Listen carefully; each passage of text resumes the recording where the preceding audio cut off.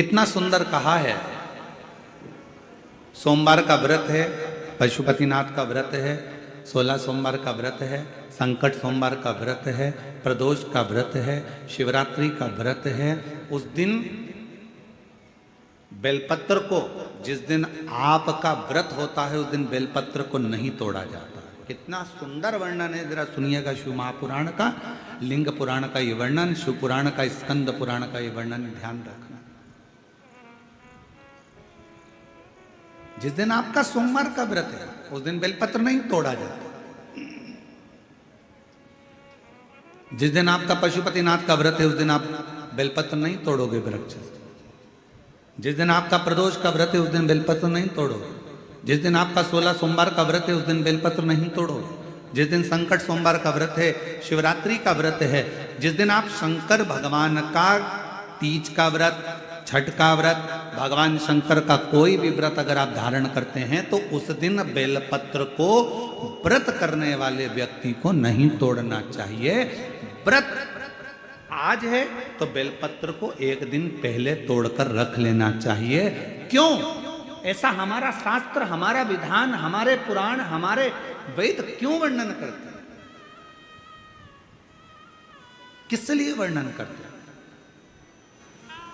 क्यों कहा गया कि प्रदोष के दिन, जिस दिन आपका व्रत है उस दिन आप कोई सा भी व्रत हो, आपका सोमवार का व्रत है, आपका शिव जी का अगर कोई व्रत कर रहे हो तो उस दिन आप भगवान शंकर को चढ़ाने के लिए बेलपत्र मत तोड़ो, एक दिन पहले तोड़ो। क्यों कहा गया? हमारे शास्त्र क्यों कहते हैं कि पशुपतिनाथ का व्रत कर रहे हो तो बेलपत्र को एक दिन पहले तोड़ना, सोमवार का व्रत कर रहे हो तो बेलपत्र को एक दिन पहले तोड़ना, प्रदोष का व्रत कर रहे हो तो एक दिन पहले व्रत को बेलपत्र को तोड़ना। एक दिन पहले उस बेलपत्र को क्यों तोड़ा जाता है? जिस दिन हमारा व्रत रहता है उस दिन हम बेलपत्र क्यों नहीं तोड़ सकते? तो हमारा शास्त्र कहता है, शिव महापुराण वर्णन करती है कि जिस बेलपत्र की पूजन आप साल भर में अगर एक दिन भी आपने बेलपत्र को जल चढ़ाया है, एक दिन भी बेलपत्र को नमन करा है, एक दिन भी बेलपत्र के वृक्ष को यदि तुमने पूजा है, साल भर में एक दिन भी आपने अगर बेलपत्र की आराधना करी है, तो आप जब जब सोमवार का व्रत रखती हो, प्रदोष का व्रत रखते हो, आप जब जब शिवरात्रि का व्रत रखते हो, आप जब संकट सोमवार का व्रत रखते हो, पशुपति व्रत रखते हो, तो तुम्हारे उस व्रत को सफल बनाने के लिए बेलपत्र का वृक्ष भी तुम्हारे लिए व्रत रखता है, जिससे तुम्हें उस फल की प्राप्ति।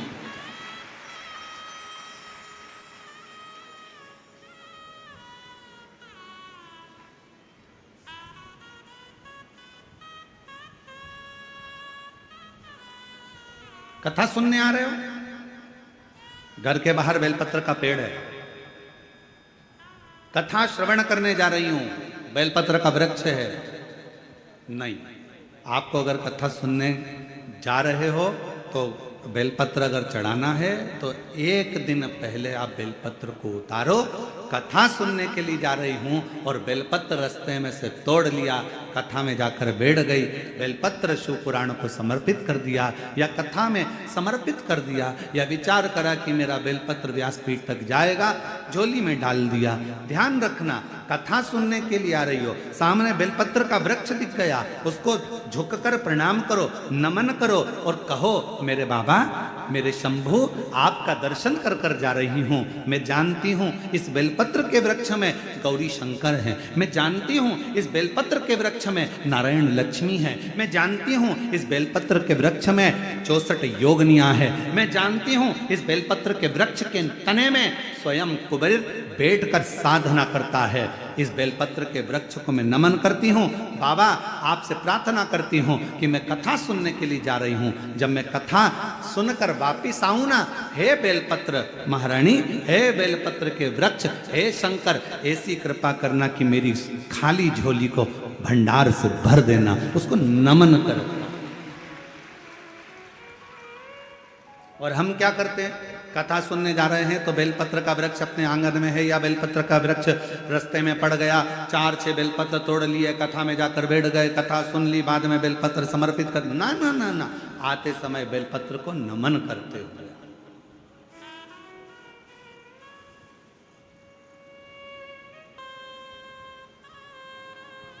तीन वचन भगवान शिव ने पार्वती जी को दिए हैं, सावधानी से सुनिएगा उन वचनों को।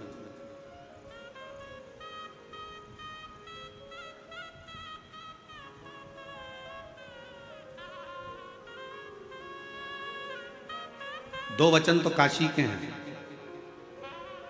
और एक वचन अमरनाथ की गुफा का।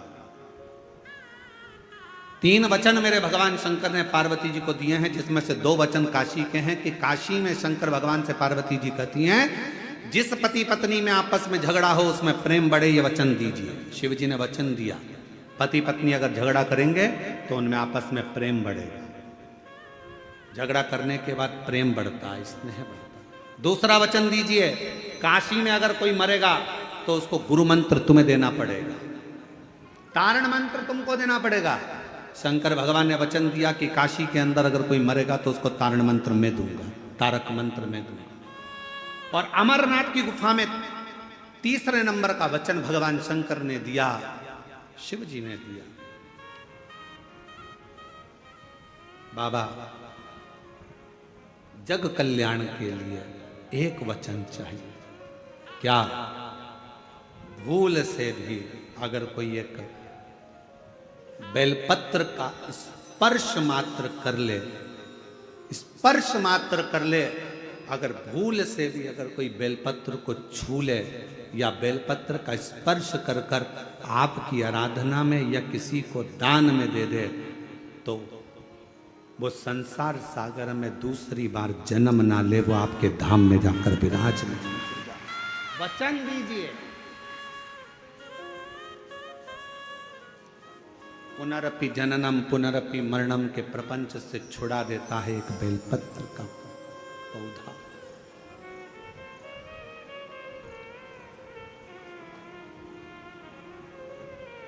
शिव जी के मस्तक पर कितनी रेखाएं रहती हैं त्रिपुंड में?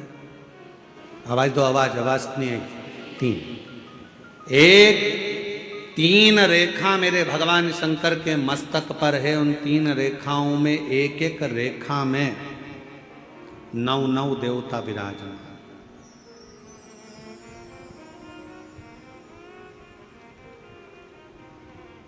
एक रेखा में 9 देवता, दूसरी रेखा में 9 देवता, तीसरी रेखा में 9 देवता। ऐसे शिव जी की त्रिपुंड रेखाओं में 27 देवताओं का वास।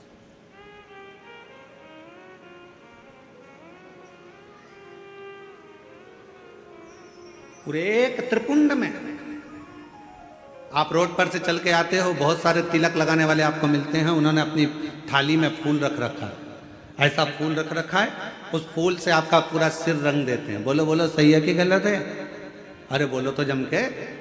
ऐसा सिर रंग देते हैं और आप उनसे कुछ कहती भी नहीं हो। आपको कहना चाहिए ये सिर रंगने से कुछ नहीं होगा, अगर कुछ करना है तो अपने हाथ की 3 उंगलियां लीजिए और त्रिपुंड खींचिए।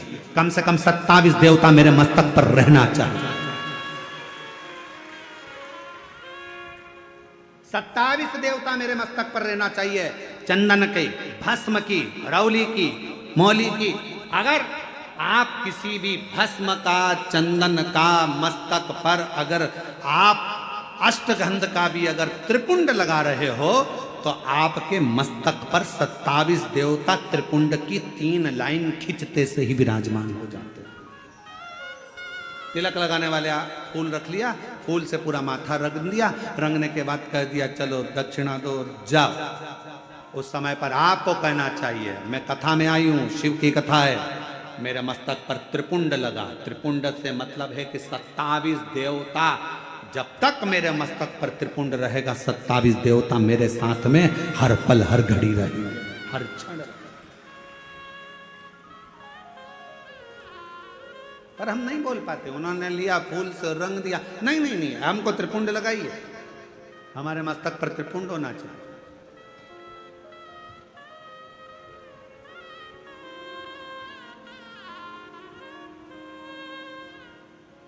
शिव जी के मंदिर जा रहे हो, भगवान शंकर का जल है, उसको भी मस्तक पर त्रिपुंड के भाव से लगा सकते। भस्म है, भाव से लगा सकते। और यदि कुछ भी ना लगा सको तो फिर एक काम करो, शंकर के मंदिर में जब जाओ झुककर जब प्रणाम करो तो अपना मस्तक शिव के चरणों में झुककर प्रणाम करोगे तो जो शिव भक्त आएंगे उनके चरण की रज आपके जब मस्तक पर लगेगी तो आपका कल्याण कर देगी, आपका उद्धार कर देगी, कल्याण कर देगी।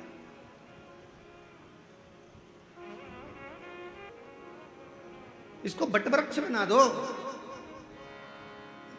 आप करुणा करो, इसको बड़ का पेड़ बना दो, बटवृक्ष बना दो।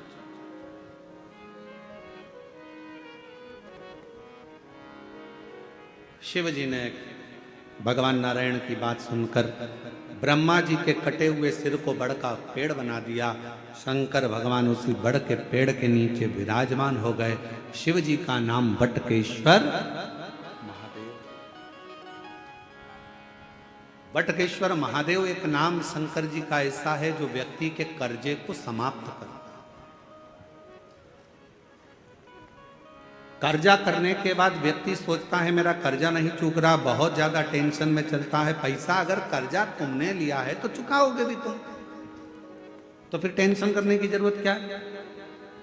ज्यादा कर्जा हो गया महाराज, अब क्या करें। पति और पत्नी इतने डिप्रेशन में पहुंच गए कि आखिरी में अपने शरीर को ही त्याग दिया, मरने की तैयारी कर ली। ना ना ना, शिव महापुराण की कथा कहती है कर्जा तुमने करा है, कर्जा तुमने लिया है, चुकाओगे भी तुम, घबराना नहीं।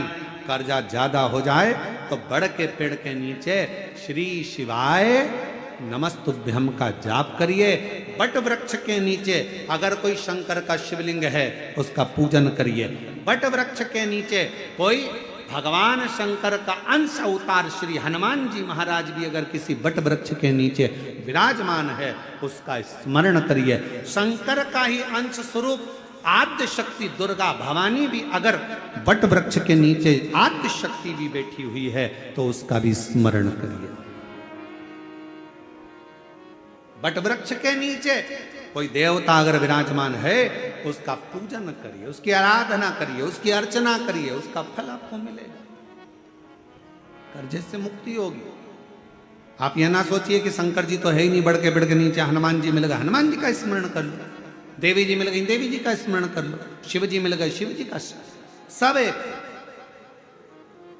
शिव महापुराण की कथा किसी देवता को तोड़ना नहीं बताती कि राम अलग है कि कृष्ण अलग है कि शंकर अलग है कि देवी अलग है कि देवता अलग है। शिव महापुराण की कथा कहती है सब में शिवोहम शिवोहम शिवोहम, सब में शिव समाया है। कथा वाचने वाला भी शिवमय और कथा सुनने वाला भी शिवमय होता है, कथा करवाने वाला भी शिवमय होता है। कहीं 4 साल 3 साल आपका पुराना समय निकाल कर देखो, और जब से आपने शंकर जी को एक लोटा जल चढ़ाना प्रारंभ करा, शिव महापुराण की कथा सुनना प्रारंभ करी, उसके बाद का समय निकाल कर देखिए, आपको किसी के आगे हाथ फैलाने की जरूरत नहीं पड़ी। मेरे बाबा ने हाथ पकड़ा है।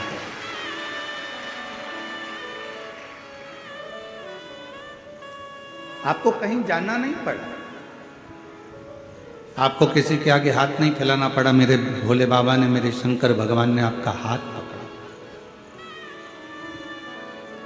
इसलिए भगवान शिव जी से कहना तुम हमें धन दो चाहे नहीं दो, हमें संपदा दो या ना दो, हमें वैभव दो ना दो, हमारे को कुछ देव चाहे ना दो, गाड़ी बंगला देव चाहे ना दो, पर शंकर जी से कहना हमें हमारे घर में अच्छे संस्कार देना, जिससे हम भगवत भजन में लगेंगे तो आपकी कृपा से हमें दौलत अपने आप मिलती चले।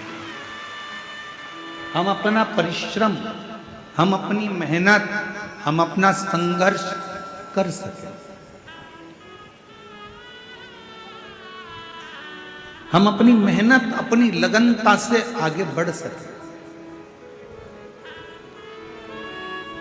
आज का जमाने में लोग संघर्ष कम करते हैं और विचार ज़्यादा करते हैं कि कहीं से हमको ऐसा कोई महाराज मिल जाए जो कोई जड़ी बूटी ऐसी दे दे कि हमारे पास में धन बढ़ जाए। मेरी जीजियों, दुनिया में कोई ऐसा महाराज पैदा नहीं हुआ जो तुमको कहीं से गड़ा हुआ धन दे देगा।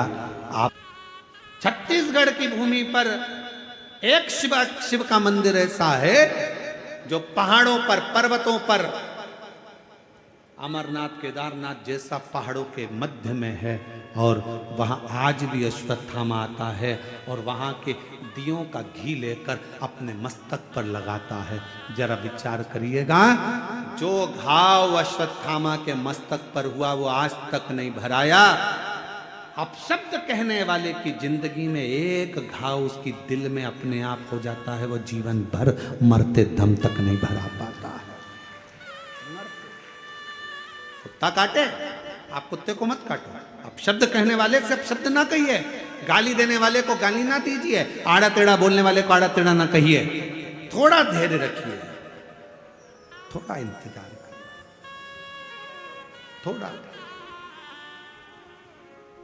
अपने कर्म से पीछे मत हटो, अपना कर्म चलते चलते करते चलते। बस एक काम करना कि मत बुरे कर्म कर बंदे वरना पछता। क्या करना चाहिए?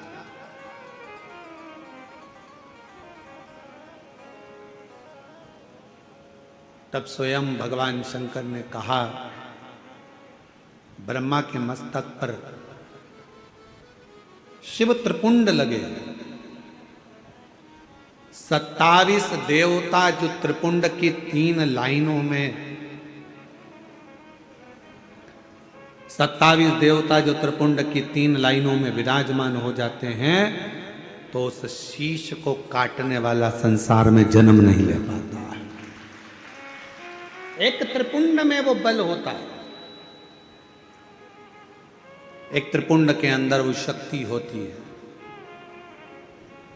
और फिर निवेदन करें, जितने भी माताएं यहाँ कथा सुन रही हैं, जितने भाई शिव महापुराण की कथा में आए हैं, जितने जीजा जीजियाँ यहाँ आए हैं, बच्चे बेटा बेटी, मेरे बुजुर्ग माता पिता यहाँ आए हैं, या जितने भी शिव भक्त इस कथा को आस्था चैनल के माध्यम से, फेसबुक यूट्यूब के माध्यम से अगर श्रवण कर रहे हैं, तो निवेदन करूं कि शिव मंदिर का चढ़ा हुआ मात्र जल भी अगर आपके मस्तक पर सींचन हो जाता है, या उस शंकर भगवान के चढ़े हुए जल का हम आचमन मात्र कर लेते हैं,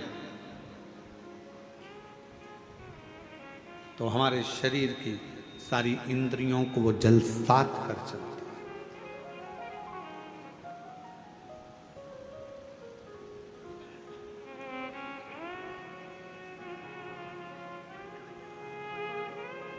मंदिर जाते हो आप लोग? जम के तो बोलो। जल चढ़ाते हो रोज? बहुत बढ़िया। थोड़ा सा जल झेल कर लाते हो, आचमन करते हो, बहुत बढ़िया। अब तुम अगर शंकर जी का चढ़े हुए जल का आचमन कर रही हो, शिव जी के मंदिर में जाकर 1 लोटा जल चढ़ा रहे हो, तो फिर ये मानकर चलना कि आप साधारण नहीं हो। शंकर, अच्छा फिर एक बात आप लोगों से कहें, बहुत बहुत सावधानी से ध्यान देना।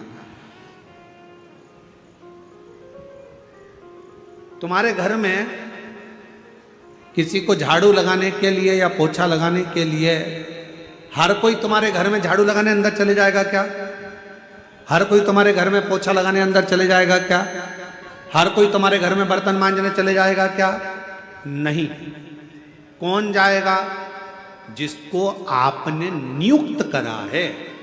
मैंने इसको नियुक्त करा, ये मेरे झाड़ू पोछा करेगी, ये मेरी झाड़ू पोछा वाली, मैंने इसको करा, ये बर्तन मांजेगा, ये भोजन बनाने आएगी। जिसको तुम नियुक्त करते हो, वो झाड़ू के लिए, वो बर्तन के लिए, वो भोजन के लिए, वो सफाई के लिए तुम्हारे घर में प्रवेश करता। उसी तरह की बात कहते हैं, ये लाखों की भीड़ नहीं है, ये शंकर भगवान जिसके हृदय में विश्वास को प्रकट कर देते हैं, वो विश्वास के रूप में मनुष्य शिव महापुराण की कथा को श्रवण करने के लिए जाता है। और कथा वाचने वाला सियोर वाला महाराज नहीं रहता, कथा वाचने वाला पंडित प्रदीप मिश्रा नहीं रहता, कथा करवाने वाला भी यजमान नहीं रहता, और कथा सुनने वाला भी मनुष्य नहीं रहता। कथा वाचने वाला भी शिव, कथा करवाने वाला भी शिव, और कथा सुनने वाला भी शिव होता है। इसके सिवा कोई नहीं। किसके सामर्थ्य का? कौन कौन करवाए? अच्छा बताओ, अपने अपने घर पर पीला चावल देने कोई गया था? जम के तो बोलो। कोई कहने गया था कि कथा हो रही है भैया तुम्हें आना ही पड़ेगा, तुम्हें बैठना ही पड़ेगा? नहीं, तुमको तो आना ही पड़ेगा। कोई तुम्हारे सामने जिद नहीं करता, कोई तुमसे नहीं कहता कि कथा में आओ, कोई तुमसे नहीं कहता कि अनाउंसमेंट कर कर या प्रचार कर कर या बैनर लगा कर कि कथा हो रही है आना पड़ेगा, कथा हो रही है आना पड़ेगा। नहीं, कानों में एक दूसरे के माध्यम से सूचना पहुंच जाती है कि मेरा भोला नगर में आया। बस फिर हृदय में शिव बैठा है। वो शंकर तुम्हारे दिल में जो बैठा है ना, वो घर में बेचैनी करता है। मन करता जाऊं कि नहीं जाऊं, जाऊं कि नहीं जाऊं। फिर सोचती है कि मैं दूसरे दिन चली जाऊं। फिर मन में आता है पानी गिर गया और कथा कहीं इधर उधर हो गई तो। फिर मन में आया नहीं मैं तो चली गया। तब भगवान नारायण के चरण पकड़कर नारद जी बोले कि मेरा